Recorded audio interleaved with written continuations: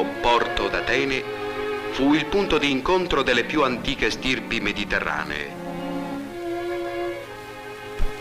Di qui la civiltà ellenica raggiunse tutte le isole dell'arcipelago, lasciandovi segni incancellabili anche dopo millenni. L'acropoli, corrosa dal tempo, fu il cuore e il cervello del mondo greco, il suo punto di partenza. Attraverso lo stretto di Corinto si raggiunge Corfù, con le sue colline vestite di ulivi e punteggiate di bianche chiese, in una serenità fuori del tempo.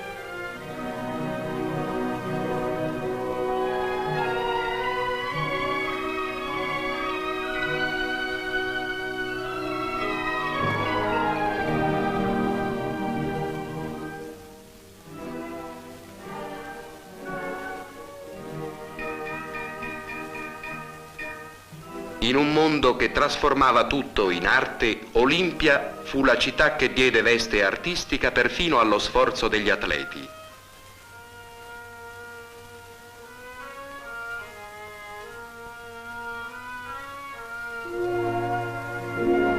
Anche chi non ha mai veduto i resti del maestoso tempio di Giove sa che da qui parte la fiamma inaugurale di ogni nuova Olimpiade.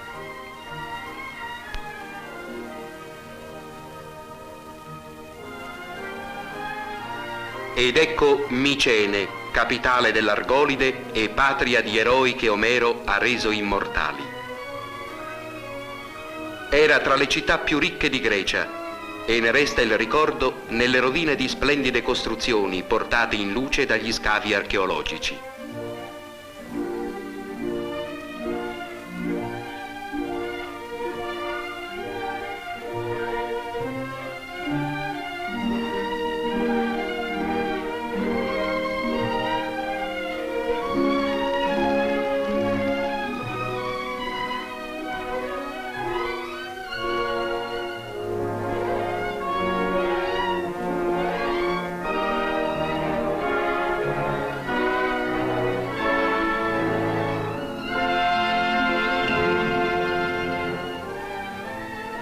A Cnosso, sull'isola di Creta, fu eretta una reggia di cui ancora oggi è evidente la grandiosità.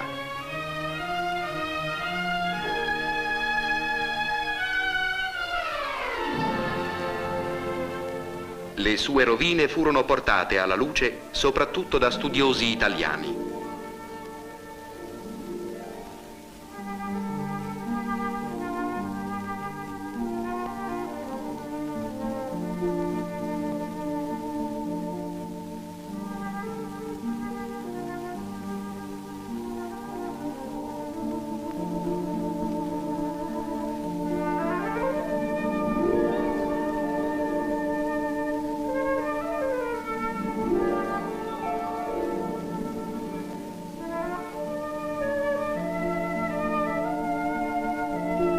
Dove sorgevano le antiche dispense, vennero trovati grandi orci intatti, alcuni dei quali conservavano ancora il grano, come un messaggio lasciato per noi in un'epoca lontana.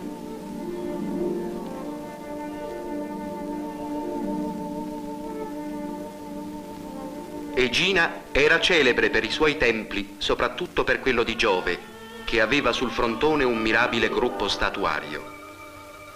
Ma neppure i più grandi templi possono sopravvivere all'oblio dei loro dei.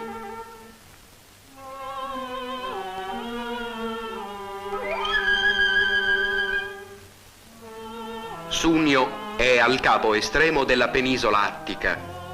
Vi sbarcavano i naviganti per chiedere aiuto a Poseidone, dio del mare, nel grande tempio a lui dedicato e di cui restano ancora imponenti rovine.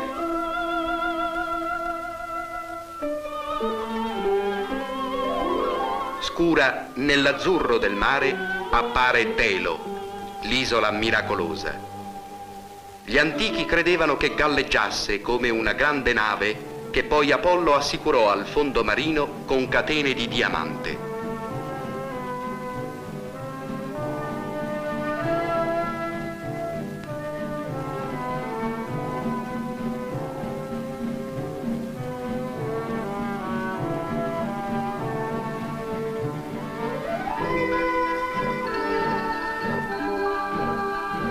Qui, nel tempio dedicato ad Apollo, gente di ogni terra veniva a consultare il celebre oracolo di Delo e sembra che il vento ne faccia rivivere l'antica voce.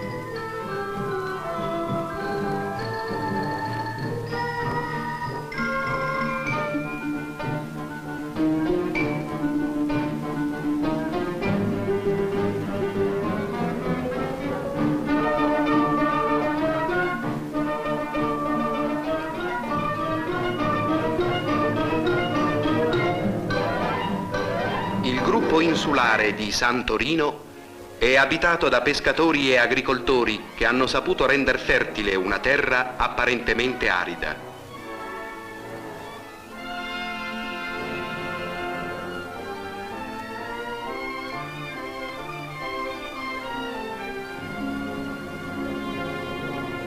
Qui si coltiva la più celebre uva di Grecia. Qui gente di estrema semplicità vive senza ansie, anche nella nostra ansiosa epoca.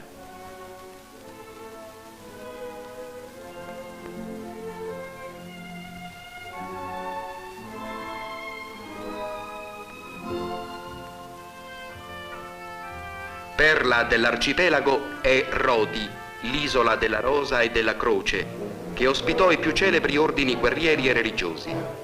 I Templari, i Cavalieri Teutonici, gli Spedalieri di San Giovanni a Gerusalemme, fino ai Cavalieri di Malta, sopravvissuti a secoli di eventi e di lotte.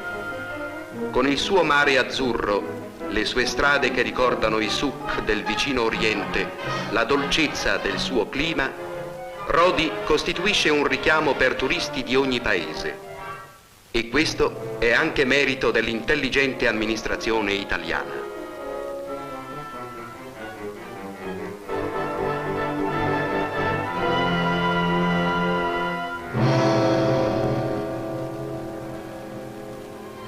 Bianche vele come ali di gabbiani sul mare turchino.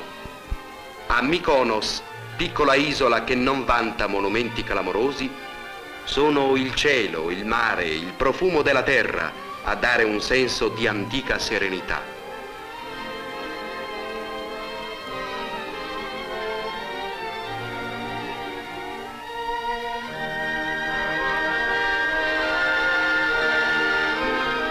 Ali di mulini a vento, strade sonore di voci, immacolato biancore di chiese.